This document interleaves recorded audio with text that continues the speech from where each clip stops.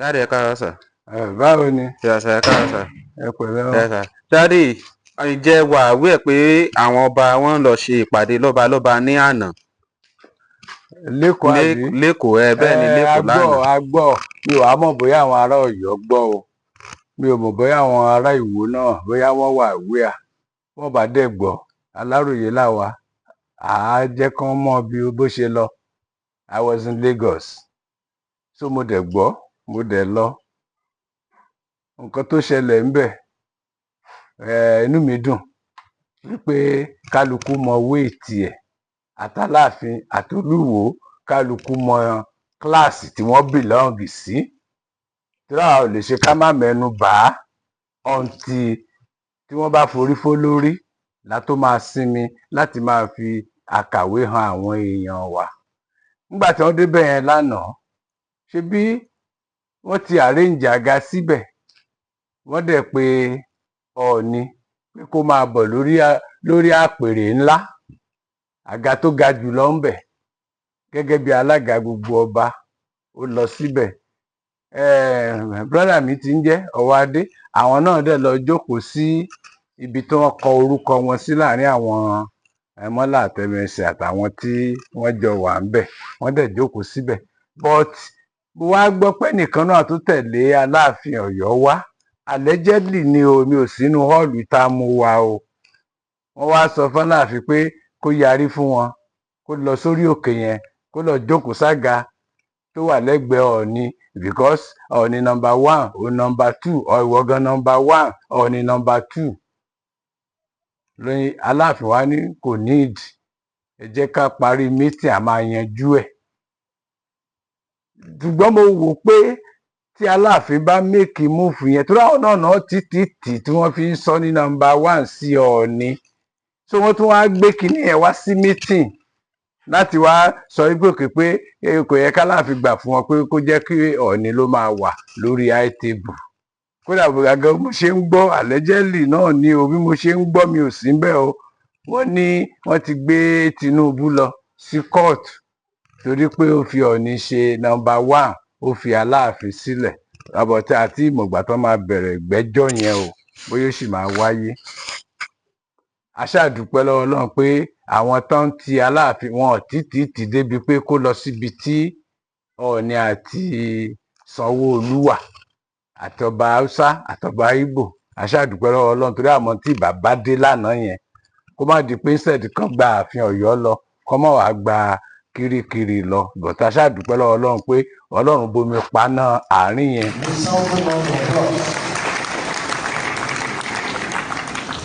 I think we can do better for him for bringing this to reality. Thank you so very much on behalf of all of us. Very executive seat. Mere looking at them and sitting in our midst is way enough for us. Thank you so very much. And also, our very own Chairman of Progressive Governors Forum. I actually wonder that if you are not a governor, you will be a traditional ruler by now. Our drummer, who is very pro in terms of everything we do, want to use this opportunity again to thank you, His Excellency Governor Hope Uzodinma. Thank you so very much for everything you do for us. On behalf of all traditional rulers, you have heard the speech delivered by him today, and I saw you nodding your head. You always say you will go to law for us now, that you are the one that appointed us. We traditional rulers, and I'm very sure my other brother kings can confirm that, also Sultan of Sokoto. We are not competing with you, we are there to complement you in everything we do. You can see all the routine of kings from Lagos to representing, indeed, this is Lagos. Thank you for your time. Thank you for accommodating all of us from all the corners of this country. Tó bá dẹ̀ rántí nígbà tí Igbeneghu ń ṣe birthday sọ pé Aláàfin wa brother wa dé wọ́n lọ sọ́hùn at the end of the gbà tó ń débẹ̀ ẹni tó lọ represent Olúṣọ̀yà ìkànnì àwọn ọba tó wà lábẹ́ Ọọ̀ni Olúṣọ̀yà ló lọ represent Ọọ̀ni nígbà tó ń lọ ọba 50 àádọ́ta ọba ló tẹ̀lé lọ sí ìlú Benin níbi tí Igbeneghu ti ń ṣe birthday. Aláàfin àwọn náà dá lọ pẹ̀lú àwọn ẹmẹsẹ̀ àtàwọn olóyè wọn láàfin wọ́n jọ lọ àwọn náà débẹ̀.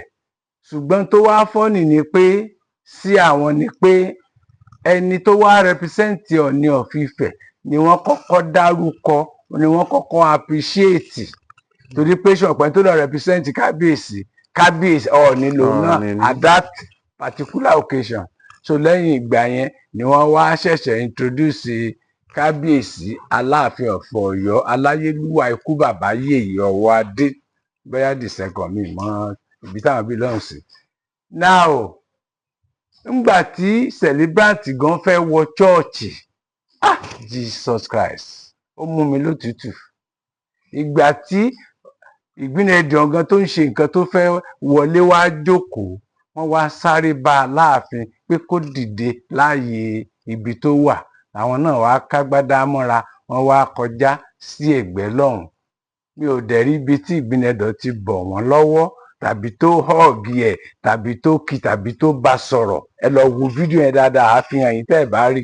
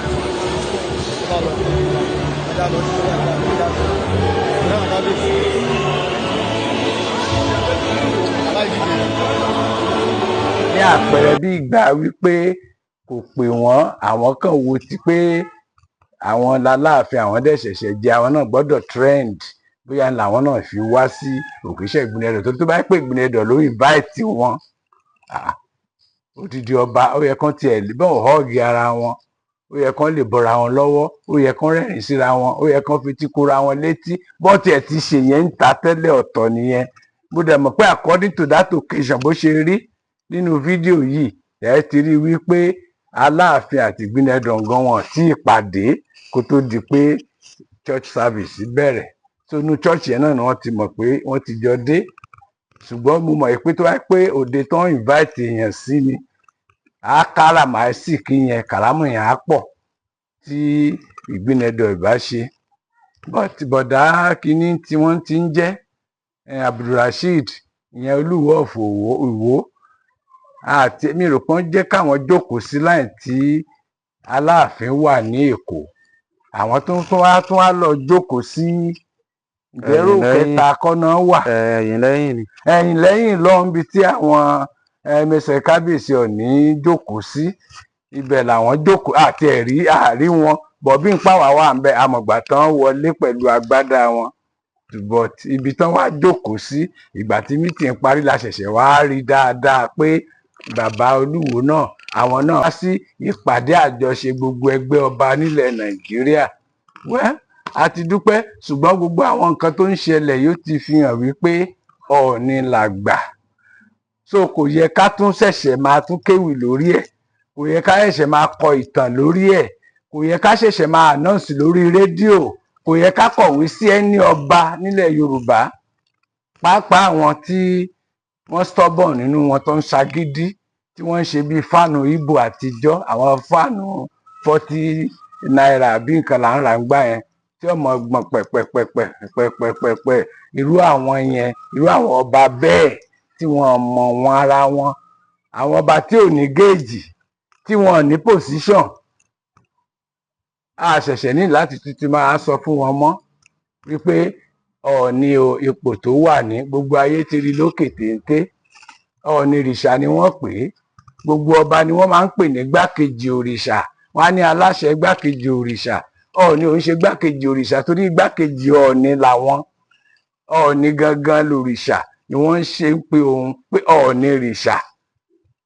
So gbogbo ọba tó kù, ibi tó yẹ kó yé ti yé àwọn tó yé òye nìyẹn pé àwọn ọba tó kù tán bá dárúkọ wọn tán, wọ́n á ní igbákejì òrìṣà. Òrìṣà gangan níta ni Ọọ̀ni, kí òkè làwọn á gírù fún. Mo dẹ̀ ti sọ bí ẹ̀ẹ̀mejì ẹ̀ẹ̀mẹ́ta pé irú Aláàfin sìn àbólúwo tán bá ti gbà, táwọn aráàlú wọn bá wọn sọ̀rọ̀, tán bá ti gbà, iyì tí wọ́n ní tàbí táwọn baba ńlá wọn ti ní lọ́jọ́ sí á padà sórí àwọn náà wá ní ìyípadà gẹ́gẹ́ bí àwọn Aláàfin tó ti lọ, gẹ́gẹ́ bí àwọn Olúwo tó ti lọ.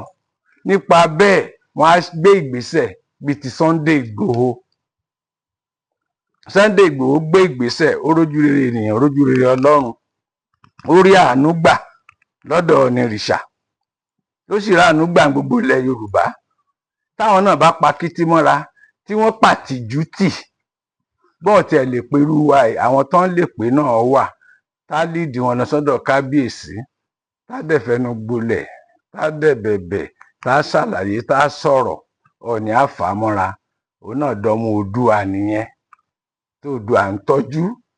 Irú òde tí Ọọ̀ni of Ifẹ̀ ń lọ yìí, ṣe ló yẹ kó máa wẹ̀yìn kó máa rí Aláàfin, bí òtí Olúwo tiẹ̀ jìnnà sáwọn yẹn, àwọn tiẹ̀ nídìí àti máa rólúwo ń tiẹ̀, but irú Aláàfin yẹn ṣe ló yẹ kó dì mọ́ aṣọ kábíyèsí Ọọ̀ni Ifẹ̀, ó yẹ pé ibi tán bá ti rí kán pè wọ́n ní Táyé Kẹ́hìndé gan kò léèwọ̀, torí tọmọ bá dá sí bàbá ẹ̀ ń gbà míì, ọ̀rẹ́ bàbá ló máa ń jẹ́.